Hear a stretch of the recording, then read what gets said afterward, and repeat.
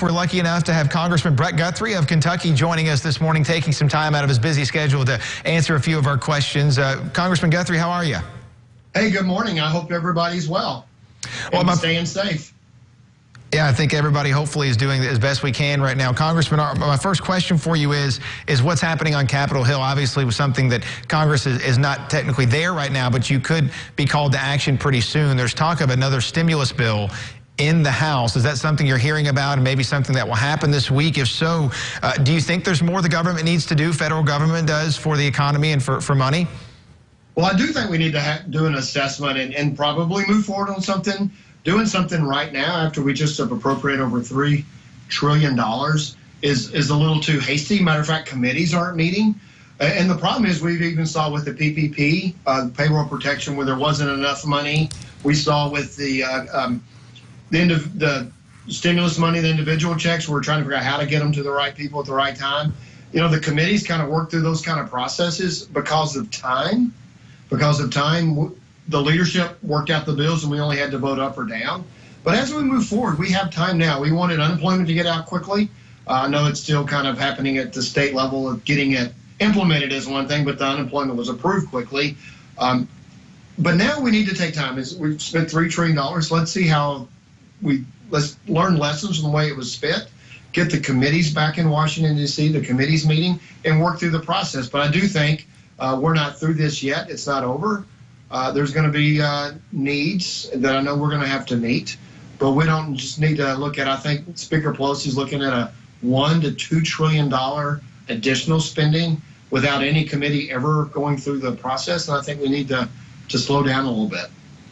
And you spoke a little bit about unemployment. We've talked to several people who applied for unemployment in the month of March, and still they're claiming they've not received their checks. And do you think enough is being done to help the individual person and families, or maybe even small businesses, when it comes to the economy and the federal government's role? Well, the issue with unemployment is enough money available for unemployment. Is getting on the rolls, and that's done out of Frankfurt.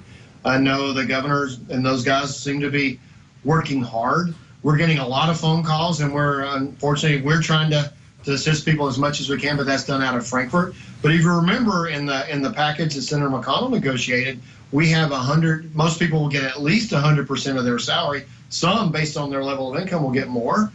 And so the money's there at the federal level anyway. I know there's some questions about the state, but the state's implemented, and the implementation has been frustrating. It's absolutely frustrating. I think my guess is the governor would tell you they're frustrated with trying to get people signed up. You know, when you have hundreds of thousands of people sign up from a program that's generally had thousands of people sign up for it, it does cause problems. But my goodness, some people have been since March and still trying to get their unemployment checks. And, you know, over a month is a long time to go without a paycheck. But having said that, the federal government's appropriated the money. So the idea that we need to go back and appropriate more is different. But we just need to get people in the program that they qualify for. And talking about the state of Kentucky, do you think that the plan the governor has laid out, I'm sure you've had a chance to see it, do you think the plan that he's laid out is doing things responsibly? Do you think that it's too cautious? Do you think that it's moving too quick? What are your thoughts on that? Well, I think he's being cautious with it. And you know, when these governors decide to open up states and open up businesses, you know, it's a difficult decision. So I know he's got a difficult decisions to make. Some states have opened up more than we have. We're looking at the total number of cases, and are they increasing? The thing to remember, and I always say I knew Dr. Fauci before anybody knew most people knew who he was. I'm on the committee that is oversight. I'll never forget the very first meeting when he came in and said, this is what we have to do. We have to flatten the curve. And he said, essentially, he had a chart that said the number of ICU beds and ventilators, we have to make sure we don't go above that. They did that in Italy, and the death rate went up to 7 to 8%, and some days it was up to 12% in Italy. We bumped up on that in the tri-state area, New York, New Jersey, and Connecticut. We didn't exceed the capacity. But now, I think the governor of Oklahoma said they have 4,000 hospital beds and 300 cases. I think Georgia said they had 800 cases and 1,800 ventilators. And so what Dr. Fauci never said is we're going to get to 0 cases before we open up the economy. If that's the case, then we would shut down every flu season. If that's what we wanted, is that nobody's going to get sick from any of these viruses, What he said is we have to manage the capacity. And I think the president and the governors made the right decision to flatten the curve. But I do think it's time to start opening up again. When we do, there are going to be more cases. When people are out and about, it's a communicable diseases, there's going to be more cases. But as long as we maintain some of the therapeutics we are approving now, remdesivir, which is for the most severe cases, that prevents people, helps people in ICU. We have ventilators available and so forth. That's what we were trying to manage to. And we don't need to change the goalposts to say we don't want anybody to get sick. But if that is the criteria, then we're never going to open up our economy again.